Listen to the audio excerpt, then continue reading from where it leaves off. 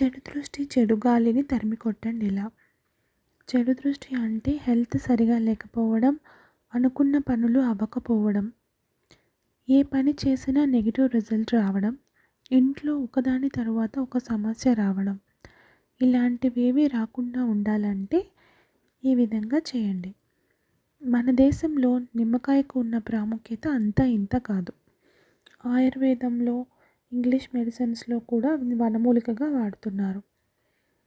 మీ ఇష్టదైవం ఎదుట ఒకరోజు ఉంచిన నిమ్మకాయను మీరు బయటకు వెళ్ళినప్పుడు మీతో తీసుకువెళ్ళండి. లేదా మీరు నిద్రించేటప్పుడు చెడు కలలు వస్తూ ఉంటే మీ తలగడ క్రింద ఉంచుకోండి.